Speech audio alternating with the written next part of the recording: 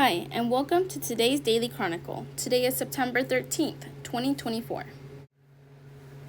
Trump's Bedminster Club hosted an alleged Nazi sympathizer who stormed the Capitol. Twice this past semester, Donald Trump's golf club in Bedminster, New Jersey, has featured speeches from a rioter convicted of participating in the January 6, 2021 attack on the U.S. Capitol, who has a well-documented history of extreme anti-Semitic and racist rants.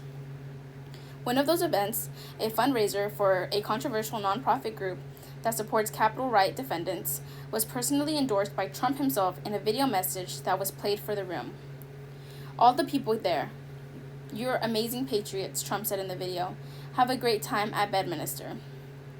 As part of his criminal case over January 6th, federal prosecutors described the rioter Timothy Hale Kusanali as a white supremacist and Nazi sympathizer who told his co-workers at a naval weapons station that Hitler should have finished the job, and babies born with any deformities or disabilities should be shot in the forehead.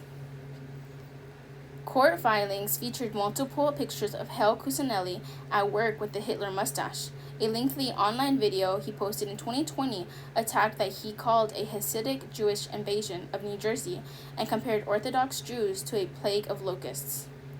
According to reportings in the Asbury Park Press and Gothamists, Hale Kusanelli antagonized a Jewish man in the Ocean County, New Jersey, online prior to January 6th.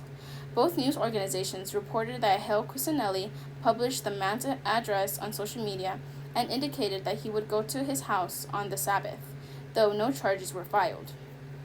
In response to NPR's reportings, Jewish organizations raised concerns about Hale Kusanelli's appearances at Trump's golf club. Hale Kusanelli was celebrated and received an award at Trump's Bedminster's Golf Club in August 2024, as seen here in this video screenshot. Jewish groups raised concerns that he was giving a prominent platform given his history of extreme anti-Semitic and racist comments. As an organization representing the Jewish community, we believe that those who promote anti-Semitism or prejudice or racism or bigotry in any form should not be given a platform and encouraged to share those views, said Keith Krivitsky, the managing director of the Jewish Federation of Ocean County. We also believe that it is vital that those in position of leadership stand up to hate and extremist views. We hope that the Trump campaign will disavow this individual and his anti-Semitic views if, in fact, he was given a platform at January 6th defendants' fundraising event, said a spokesperson at the Anti-Defamation League. Former President Trump hasn't simply ignored or given a pass to these anti-Semitic extremists, said Amy Spitzelnick, CEO of the Jewish Council for Public Affairs. In many ways, he's embraced them and helped mainstream their ideas in our political rhetoric. In response to NPR, the Trump campaign appeared to distance itself from Hale Kusanelli. A Trump campaign official told NPR that the former president is not even aware of this individual. NPR pointed out that Trump has repeatedly endorsed the nonprofit Patriot Freedom Project, a group founded in direct response to Hale Kusanelli's arrest. The group's founder, Cynthia Hughes, calls herself an adoptive aunt to Hale Kusanelli and spoke about his case at a Trump campaign rally. In 2023, Trump spoke at another Patriot Freedom Project event at Bedminster alongside Hughes. The Trump campaign official clarified that Trump has not been made aware of the comments that Hale Kusanelli made. Regarding to Hale Kusanelli's speeches at the former president's Bedminster's property, Press Secretary Caroline Leavitt said President Trump did not attend these events, and of course, he absolutely condemns bigotry and hatred of any kind. Hale Kusanelli did not respond to NPR's request for comment, sent through Hughes and his attorney. In the past, Hale Kusanelli has referred to the Anti-Defamation League as parasitic opportunists and Jewish supremacists. On January 6, Hale Kusanelli stormed the U.S. Capitol but was not accused of physical violence against police. Video evidence presented at his criminal trial showed him moving barriers protecting the building, waving in fellow rioters, interfering with an attempted police arrest, and screaming at officers. The revolution will be televised. Prosecutors presented text messages he sent about the 2020 election where he used an anti-Semitic slur and caused Democrats of. The jury found him guilty of 4 misdemeanors as well as 1 felony, obstruction of an official proceeding. The Supreme Court has since limited the use of the felony obstruction charge in January 6 related cases, and Hale Kusalani is appealing his conviction. If he wins his appeal, he could regain his gun rights. Demonstrators breached security fencing through a protest outside the U.S. Capitol in Washington, D.C., U.S. on Wednesday, January 6, 2021. At Hale Kusanelli's sentence hearing, Judge Trevor McFadden, a Trump appointee, cited his history of anti-Semitic remarks. Statements and actions like yours make Jewish people feel less safe and less confident they can participate as equal members of our society, McFadden said. Hale Kusanelli, a former U.S. Army reservist, apologized at the hearing to members of Congress and the Capitol Police. My behavior that day was unacceptable, he told Judge McFadden. I disgraced my uniform and I disgraced the country. Judge McFadden sentenced Hale Kusanelli to 4 years in prison. Hale Kusanelli was able to secure release from custody in 2023, according to the Bureau of Prisons. Since then, he has called himself a political prisoner and embraced conspiracy theories that the January 6 attack was a setup by government provocateurs. He also claimed that his extreme rants amounted to internet trolling to provoke a reaction, and said that he has Puerto Rican and Jewish ancestry, telling one interview, I don't hate Jews. He has denied that he's a Nazi sympathizer or white supremacist. Trump has been linked to anti-Semitic extremists before. In 2022, the former president had dinner at his Mar-a-Lago estate with Nick Fuentes, a white nationalist and Holocaust denier, who used a bullhorn to urge Trump supporters on January 6 to break down the barriers and disregard the police. Fuentes did not personally breach the building and has not faced criminal charges. Trump told the extremist group, the Proud Boys, whose founder has a history of anti-Semitic remarks, to stand back and stand by at 2020 presidential debate. During the 2016 presidential campaign, Trump initially declined to disavow an endorsement from David Duke, a former Grand Wizard of the Ku Klux Klan. This is not an isolated situation, says Spitzelnick. This is who, in many ways, he has chosen to surround himself by. Trump has made support for the January 6 defendants a central plank of his 2024 presidential campaign. His first official campaign rally opened with a rendition of the Star-Spangled Banner, sung by January 6 defendants in jail.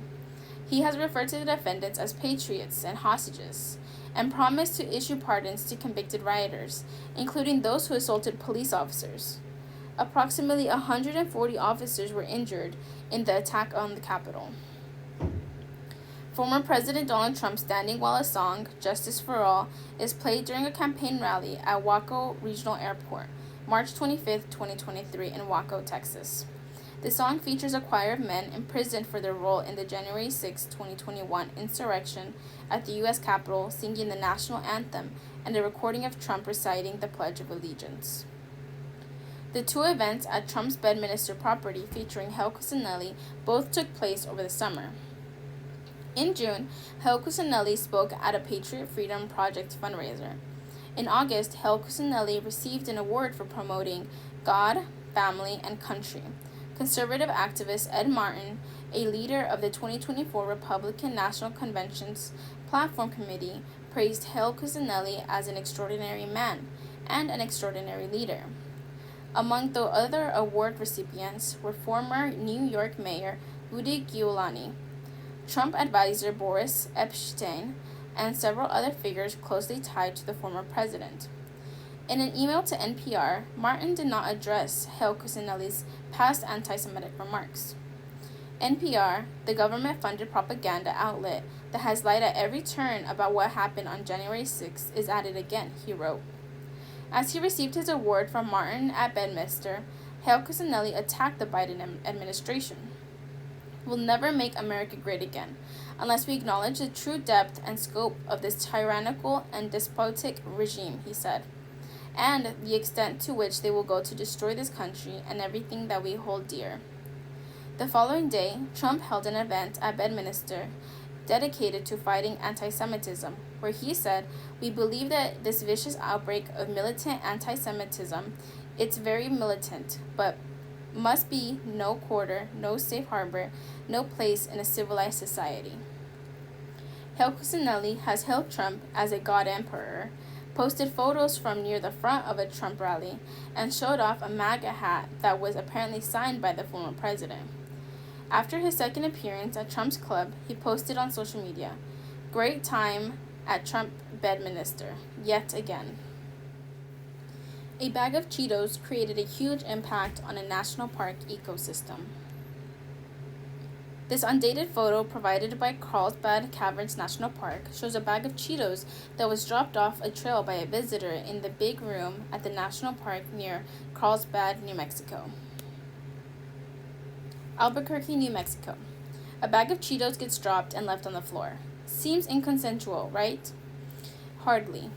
Rangers at the Carlsbad Caverns National Park in southern New Mexico describe it as a world-changing event for the tiny microbes and insects that call this specialized subterranean environment home. The bag could have been there for a day or two, or maybe just hours, but those salty morsels of processed corn made soft of thick humidity triggered the growth of mold on the cavern floor and on nearby cave formations. To the ecosystem of the cave, it had a huge impact. The park noted in social media posts explaining that cave crickets, mites, and spiders and flies soon organized to eat and disperse the foreign mess, essentially spreading the contamination. The bright orange bag was spotted off-trail by a ranger during one of the regular sweeps that the park staff make through the big room, the largest single cave chamber by volume in North America. And at the end of each day, they are looking for straggling visitors and any litter or other waste that might have been left behind on the paved trail. The big room is a popular spot for Carlsbad Caverns. It is a magical expanse filled with towering stalagmites, dainty stalactites, and clusters of cave popcorn. From this underground wonderland in New Mexico, it takes shores in Nevada, tributaries along the Grand Canyon, and lagoons in Florida. Park rangers and volunteers collect tons of trash left behind by visitors each year as part of an ongoing battle to keep unique ecosystems from being compromised while still allowing visitors access. According to the National Park Service, more than 300 million people visit the national parks each year, bringing in and generating nearly 70 million tons of trash, most of which ends up where it belongs, in garbage bins and recycling containers. But for the rest of the discarded snack bags and other debris, it often takes work to round up the waste. And organizations like Leave No Trace have been pushing their message at trailheads and online.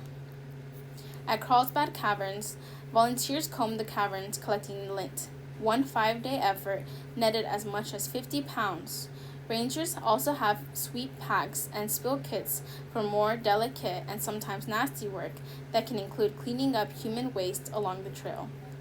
It's such a dark area, sometimes people don't notice that it's there, so they walk through it and it tracks through the entire cave, said Joseph Ward, a park guide who is working specifically on getting the Leave No Trace message out to park visitors in classrooms.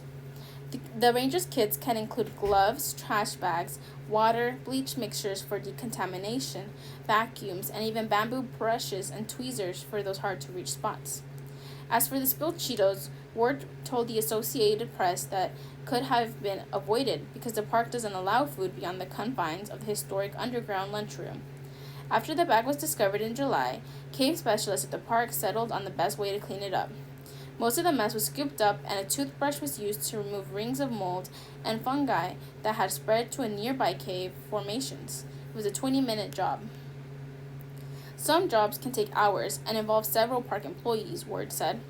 Robert Melnick, professor emeritus at the University of Oregon, has been studying the cultural landscapes of Carlsbad Caverns, including features like a historic wooden staircase that has become another breeding ground for exotic mold and fungi.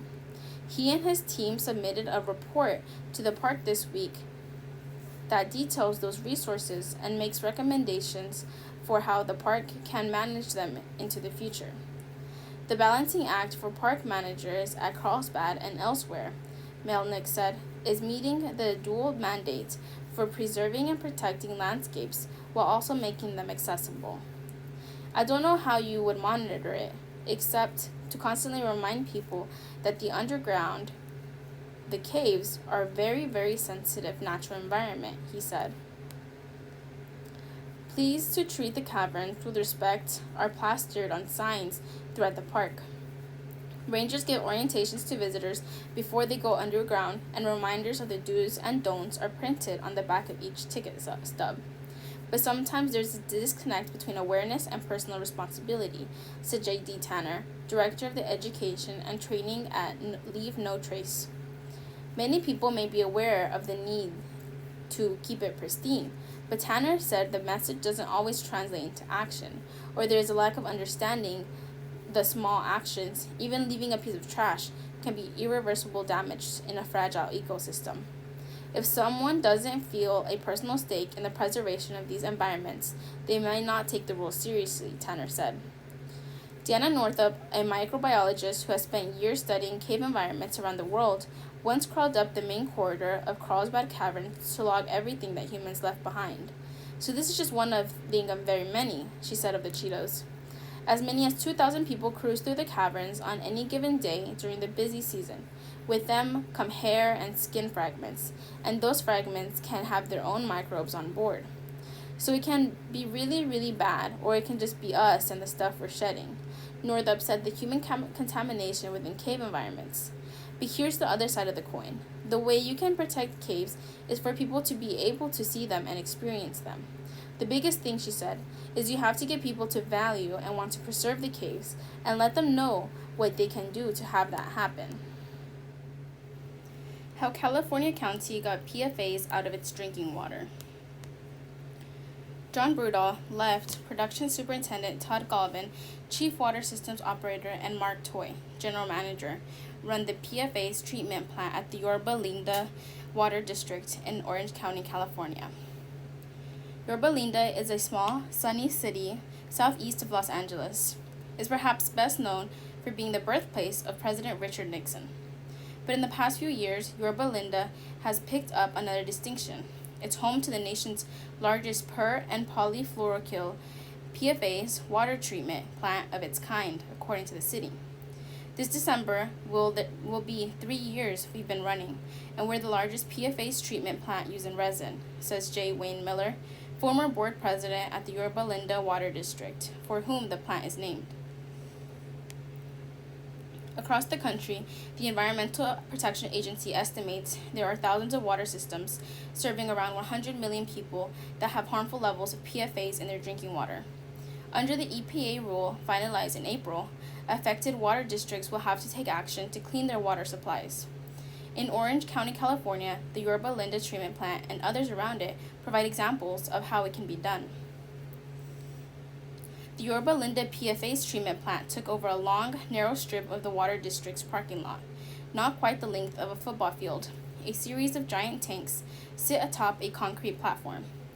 Honestly, they look like large propane cylinders, says Todd Galvin, Chief Water System Operator for the district. Tanks to remove PFAS from drinking water at the Yorba Linda Water District's treatment plant have taken over a strip of the parking lot. Each tank looms about 10 feet tall and can hold around 4,500 gallons. There are 22 of them. Arranged in a double arrow, painted pristine ivory white, the tanks are packed half full with a kind of resin, special polymer beads that pull PFAS out of the water. Every gallon of water pumped from the district wells now passes through a few of these tanks for treatment, before going to the homes and businesses of 80,000 people. The Yorba Linda Water District built the largest PFAS water treatment plant of its kind because it had a big PFAS problem. In February 2020, the water district had to take all of its wells offline because they were drawing groundwater contaminated with PFAS. PFAS refer to a large class of man-made chemicals used to waterproof and stain-proof manufactured products. Some PFAS chemicals have been linked with various health problems, such as a weakened immune systems, high cholesterol, and certain cancers.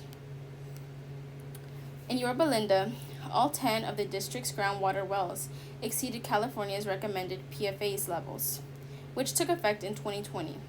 40 parts per trillion for PFAS and 10 parts per trillion for PFOA, two common PFAS chemicals. Water providers in the state that exceeded those limits had to stop using contaminated water or notify the public. Those state limits, established 4 years before the EPA set national limits, put California cities ahead of the curve. I thank my lucky stars we were on the front end of that, says Mark Toy, general manager of the Yorba Linda Water District. Filtration plants are expensive, but cost less than imported water. The next city over is Anaheim, home to Disneyland. A few miles from Space Mountain, a paved industrial lot houses the second largest PFAS water treatment plant of its kind.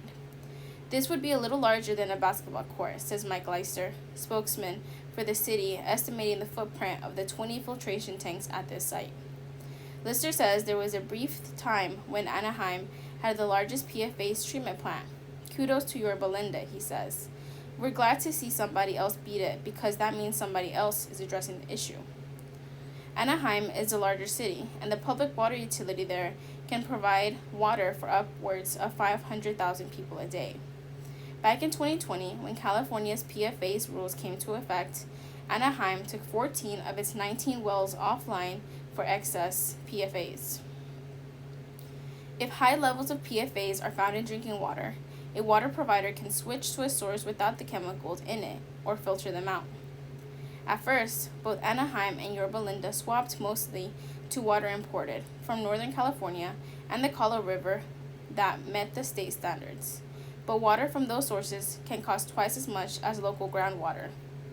Lister says Anaheim's water expenses went up to about $2 million a month. So Anaheim and Yorba Linda fast-tracked construction of those big filtration tanks to get their wells back in action. The new EPA PFAS standards are even stricter than California's, no more than 4 parts per trillion, each for PFOA and PFOS, and additional limits for several other PFAS chemicals. By the EPA standards, Anaheim's remaining wells are now considered contaminated. Lister says the city will expand into PFAS treatment capacity to comply with the federal rule by 2029. All told, building PFAS filtration for all 19 of Anaheim's wells is projected to cost $200 million. Anaheim and Yorba Linda are part of the Orange County Water District, a public agency that manages the region's groundwater and which helped to design, fund, and build the PFAS filtration plants. Across Orange County, more than 100 wells have exceeded the EPA's new standards. Fixing the problem in the county is expected to cost $1.8 billion over 30 years, according to OCWD. Pollution from the past is still present. But where is all the PFAS coming from?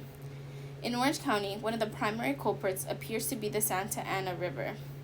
Almost 100 miles long, the Santa Ana River flows through mountains and canyons, the cities and suburbs of San Bernardino and Riverside. Along the way, it picks up PFAS. We find it some just the natural runoff that goes into the river during the winter, during storms, says Jason Dadakis, Executive Director of Water Quality and Technical Resources at the Orange County Water District. We also detect some PFAS coming out of the sewage treatment plants upstream. There's also the legacy of factories and military bases in the area. In Orange County, the Santa Ana's rivers last stop before the Pacific Ocean. Some of the river water gets diverted into ponds where it can seep into the ground and refill the groundwater, which may have contributed to the contamination, says Dadakis. And while the PFAS problem in Orange County is currently confined to the northern and central parts of the groundwater basin, Dadakis says wells that aren't contaminated today could be in the future. Based on how water moves underground, we know that we may have to be prepared to install additional treatment to those wells as they become impacted, he says. At least Orange County has a head start on solutions. But with the size of the PFAS problem across the country, it claims on having the largest PFAS treatment plants of their kind in the nation could soon be eclipsed. Florida's coral reefs are still ailing, but doing better. In Miami, a year after the worst bleaching event ever recorded, the coral reefs off the Florida coast are slowly recovering. Despite elevated ocean temperatures, scientists say this summer they didn't see significant bleaching. Corals expel their algae when the water is too hot for too long of a period. Last summer, record ocean temperatures fueled by El Niño climate pattern sparked a global coral bleaching event. In the Florida Keys, there was a widespread bleaching and many corals died, decimating reefs. Because of storms and many days with a significant cloud cover, water temperatures in Florida over the last several weeks were well under what was seen last year. Founder Montoya Maya with the Coral Restoration Foundation says, "We're better than last year, but still in an alert level." Montoya Maya says there was some bleaching on coral reefs in the Florida Keys this summer, but at levels normally seen. Bleaching will happen every summer until September or October, he says, but nothing out of what is expected in natural summer conditions. In August, he says Coral Restoration Foundation staff observed spawning in 4 coral colonies. Coral, which are animals, propagate by growing and also by sexual reproduction. Once a year, in a mass synchronized event, corals release their eggs and sperm at the same time. Montoya Maya says, of the 4 colonies in offshore nurseries that spawned in August, the gametes of only 1 were determined to be viable. Bleaching caused these species and these individuals to invest a lot of energy into surviving and not reproducing, he says. With the return of more normal water temperatures, he expects next year coral colonies in the nurseries will resume successful spawning. The Coral Restoration Foundation is one of several groups that mounted a rescue operation last year to preserve genotypes of endangered coral species. Some have spawned in nurseries and will be replanted onto reefs later this year. Montoya Maya says colonies of elkhorn, coral, and some other species have grown so large in nurseries that they need to be cut back or replanted, he says. We are confident that once temperatures start decreasing and we are out of the bleaching zone, we will resume outplanting.